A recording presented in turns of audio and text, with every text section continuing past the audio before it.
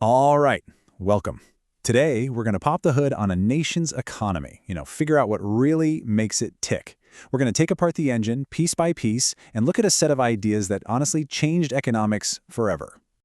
So it really all boils down to this one big question. For a long, long time, there was pretty much only one answer that everyone accepted. But then, well, a massive global crisis hit, and it just turned everything completely on its head.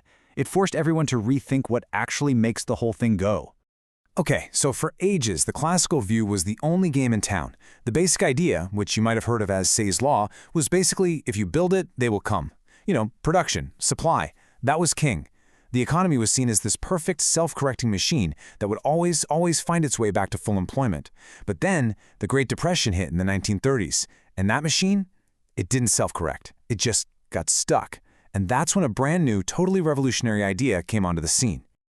And that's where this guy, British economist John Maynard Keynes, comes in. He looked around at all this massive unemployment and basically said, hey, the old rules, they're just not working anymore. He came up with this really radical new theory. He argued that the real driver in an economy isn't how much it can produce, it's how much everyone is willing to spend. Keynes had a name for this idea. He called it aggregate expenditure. And look, it sounds complicated, but it's actually a pretty simple and really powerful idea. It's just the total planned spending from every single part of the economy. And to really get it, he broke it down into 4 key pieces that all fit together. And this is it. The core of his whole idea can be boiled down to this one simple but super powerful equation. It says that a country's total income, we'll call that Y, is just the sum of all the spending from 4 different places. You've got consumption, investment, the government, and net exports. All right, let's dive in and take these one by one. So first up, we have C, and that stands for consumption. Now, this is the big one. It's the largest piece of the whole economic puzzle. It's basically all the spending that households, people like you and me, plan to do. We're talking everything from cars and food to haircuts and going to the movies. It's that day-to-day spending that really keeps the economy moving. But Keynes, he didn't just stop there. He realized something pretty brilliant. Our spending habits, they're not random at all. Nope, they actually follow a very predictable pattern. And he described that pattern with this little formula called the consumption function. And what it really shows, at its core, is just how tightly our spending is linked to our income. So let's break that down. First, you have A. Think of this as the baseline amount you'd spend no matter what, even if you had 0 income. Maybe you'd pull it from savings.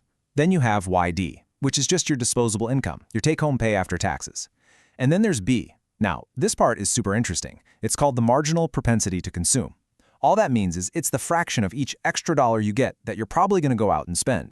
Okay, next up in our big equation is I for investment. And listen, this is a really important point. When an economist says investment, they're not talking about buying stocks and bonds. Nope, they mean something very specific, spending by companies on actual physical stuff, things that help them produce other goods and services. This kind of investment spending usually falls into 3 main categories. First, building new things like houses or factories. Second, buying new machinery and equipment. And third, adding to a company's inventory. The pile of goods they haven't sold yet. All right, component number 3 is G, government spending. This one's pretty easy to get your head around. It's literally everything the government, at all levels, federal, state, and local, spends money on. We're talking roads, schools, hospitals, salaries for public workers, you name it. And last but not least, because we live in a global economy, we have to talk about net exports. It's simple, really. You just take the value of everything our country sells to other countries, those are our exports, X, and then you subtract the value of everything we buy from other countries, our imports, M. So there you have it, our 4 components, C, I, G, and X minus M. But here's where Keynes's theory gets really, really cool. It's not just about adding these things together. The magic is in what happens when just one of them changes, even just a little bit. This amazing phenomenon is called the multiplier effect, and it's this idea that a single initial change in spending can set off this massive ripple effect across the entire economy, causing a much, much bigger final change in the country's total income. So how does this actually work?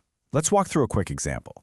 Imagine that the average person's marginal propensity to consume, remember that B we talked about, is 0.8. So what does that mean? It just means that for every extra dollar that lands in someone's pocket, they're going to spend 80 cents of it and save the other 20 cents. Okay, now watch how this money just flows through the economy. Let's say the government decides to spend an extra $100 on a new project. That $100 goes to a worker. What does she do? She spends 80 of it, right? And that 80 becomes income for, say, a local shopkeeper. Then that shopkeeper spends $64 of that on supplies. You see where this is going? This cycle just keeps going, and each round of spending becomes new income for someone else. It's a powerful chain reaction. And there's even a simple formula to figure out the total impact. For our example, with that MPC of 0.8, the multiplier is 1 divided by 0.2, which is 5. So think about that. That initial $100 from the government ends up creating a whopping $500 in new income for the whole economy. A tiny initial change leads to a huge final result. That's the multiplier. So what's the big takeaway here? The whole goal of managing an economy from this point of view is to get this big engine, this aggregate expenditure, humming along at just the right speed. The sweet spot, the goal, is what we call equilibrium at full employment. That's just a fancy way of saying a situation where pretty much everyone who wants a job has one. But that engine doesn't always run perfectly. Sometimes it runs too hot. If total spending is way higher than what the economy can actually produce, you get what's called an inflationary gap. Too much money chasing too few goods, and prices shoot up. On the flip side, if the engine stalls and spending is too low, you get a deflationary, or you can call it a recessionary gap, and that leads to unemployment because there just isn't enough spending to support all the jobs. And this right here, this is the whole point. This is the big idea behind Keynesian economics. It gives governments a kind of toolkit, a way to actively steer the economy. If you have a recession and high unemployment, you can boost spending, either by the government spending more itself, that's G, or by cutting taxes, so we spend more, which is C. And if the economy's overheating with inflation, you do the exact opposite. You cut government spending or raise taxes to cool things off. So Keynes gave us this incredibly powerful blueprint for understanding and even managing the economy. I mean, the theory is pretty elegant, right? The formulas are clear, but that leads us to the final big question. If we have the blueprint, why is it still so hard? Why is actually using these tools in the messy, complicated, unpredictable real world to prevent those booms and busts? Why does that remain one of the biggest challenges we face?